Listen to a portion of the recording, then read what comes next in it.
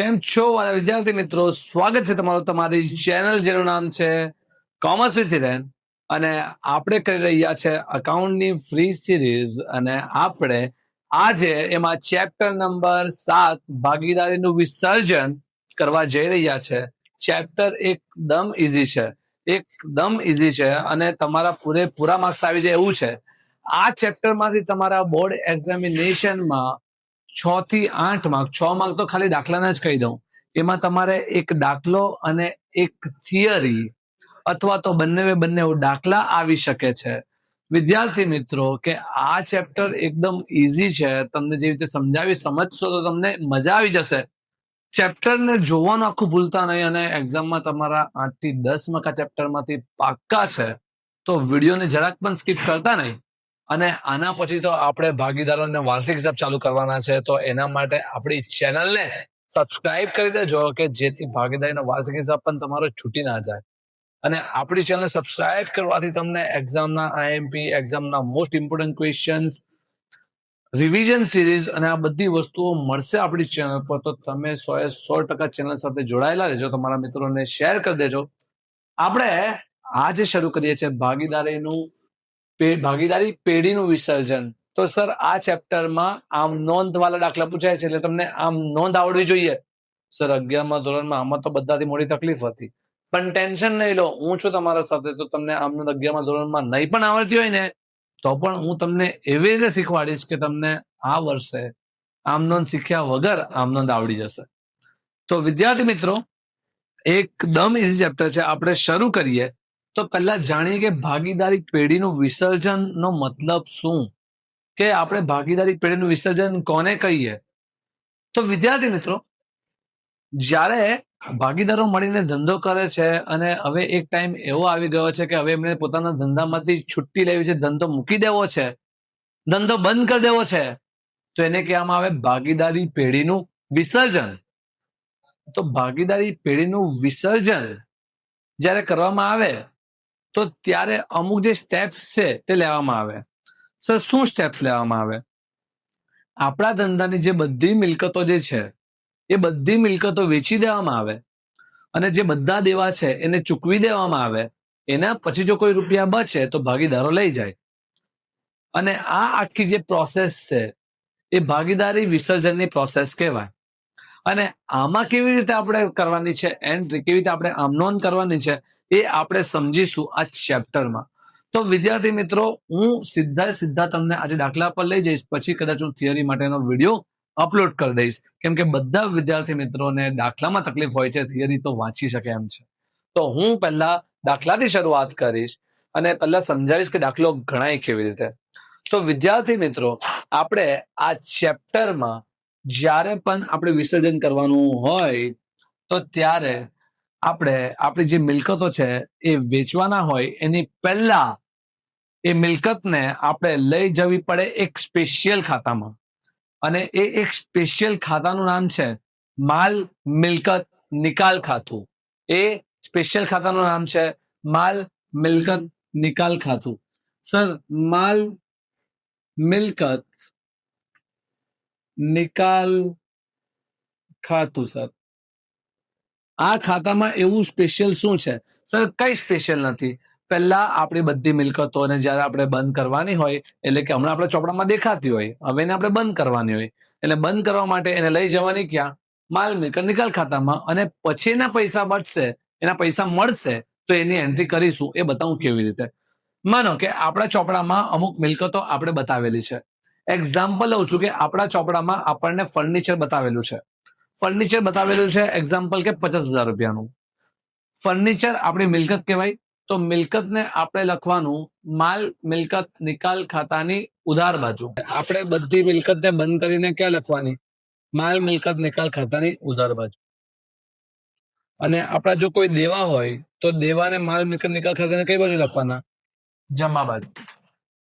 Example માનો કે આપણા ધંધામાં જે ફર્નિચર જે છે એ છે 50,000 રૂપિયાનું. તો અહીંયા લખવાનું ફર્નિચરને ઉધાર બાજુ, ફર્નિચર ખાતે 50,000. હવે આ ફર્નિચરને મેં વેચ્યું તો મને એના રૂપિયા મળ્યા 30,000 રૂપિયા. તો એ લખવાના સામેની બાજુ. અહીંયા હું લખીશ રોકડ ખાતે કેટલા રૂપિયા? માન કે 30,000 રૂપિયા મળ્યા છે, તો 30,000 રૂપિયા અહીંયા લખીશ. બસ આટલું લખીને એના પછી આપણે આમ નોંધ કરી નાખવાની. આમ નોંધ કેવી રીતે થશે? ફર્નિચરને આપણે માલ મિલકત નિકાલ ખાતાની ઉધાર બાજુ લખ્યું છે, એટલે માલ મિલકત નિકાલ ખાતાને કરવાનું ઉધાર. એટલે જ્યારે આપણે આમ નોંધ કરીશું તો કરીશું માલ મિલકત નિકાલ ખાતે ઉધાર. સર કેમ ઉધાર? કેમ કે માલ મિલકત નિકાલ ખાતાની ઉધાર બાજુ આપણે ફર્નિચરને લખ્યું છે. કેટલા રૂપિયાથી લખ્યું છે? 50,000 રૂપિયાથી. અને ફર્નિચરને કરી દેવાનું જમા. તે ફર્નિચર ખાતે કેટલા રૂપિયા? 50,000 રૂપિયા. સમજ પડી? શું કર્યું?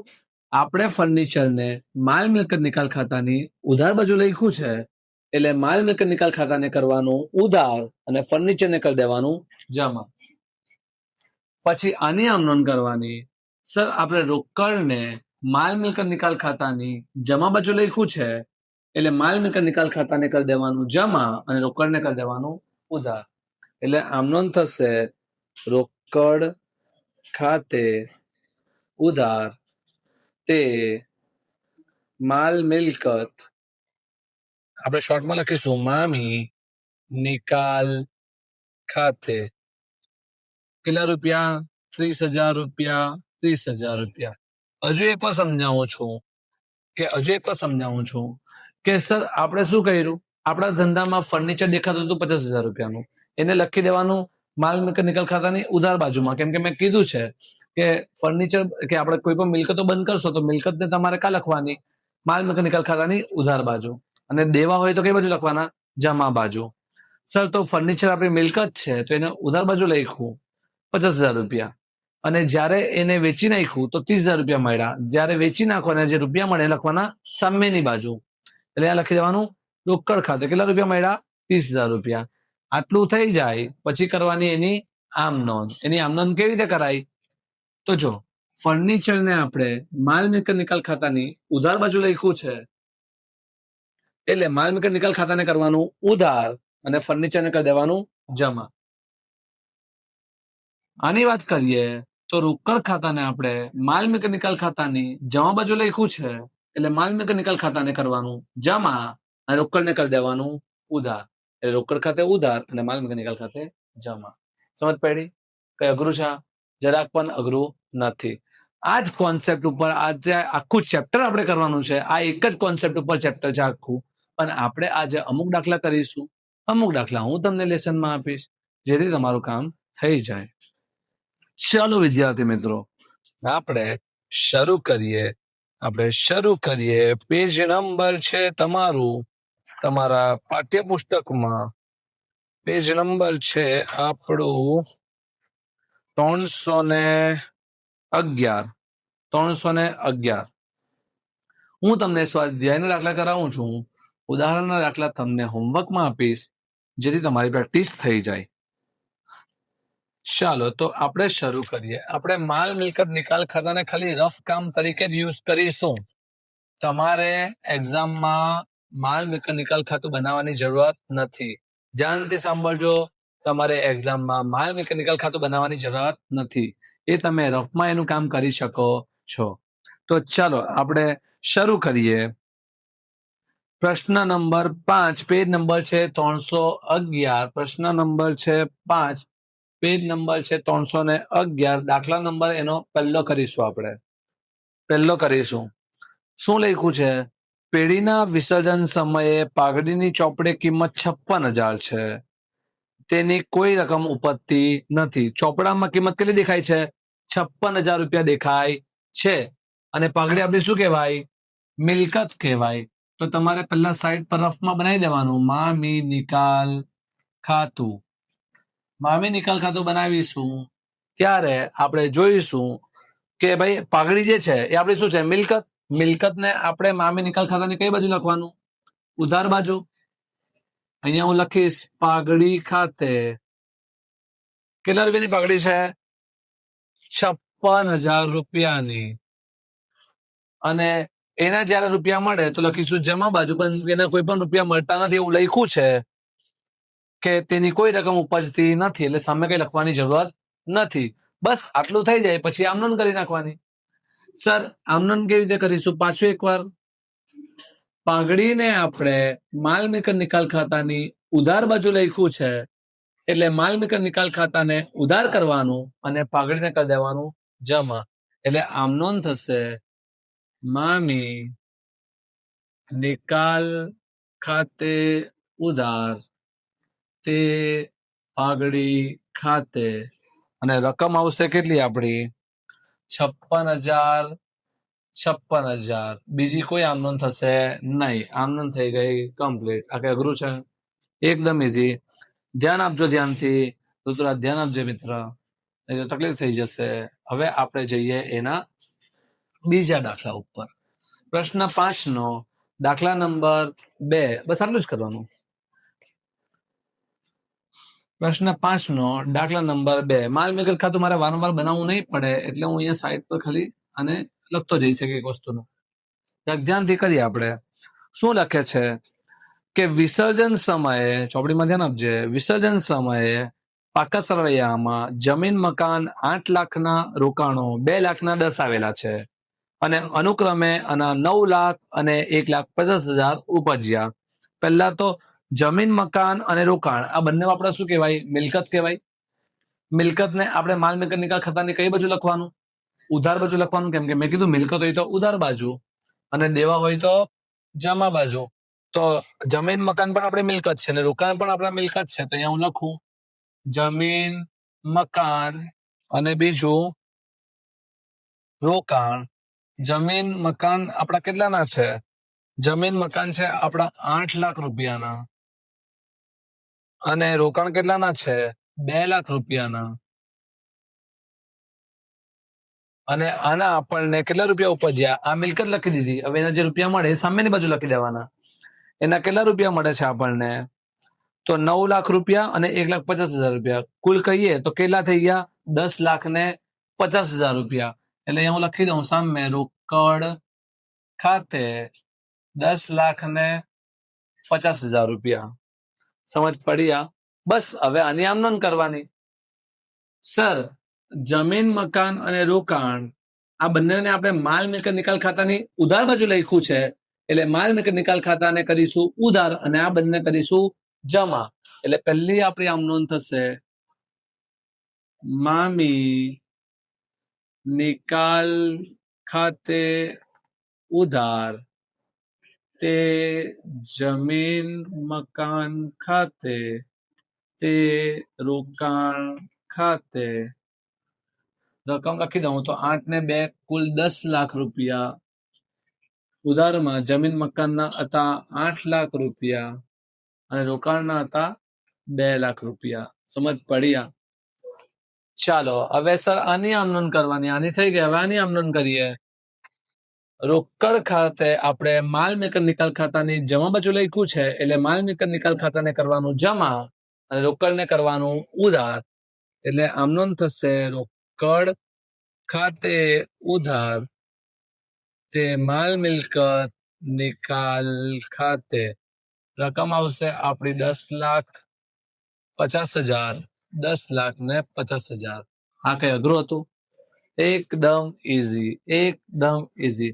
તમે સ્ક્રીનશોટ લખો છો અને સ્ક્રીનશોટ પાડી શકો છો, અને તમારે જો આને પોઝ કરીને લખવું હોય તો લખી પણ શકો છો.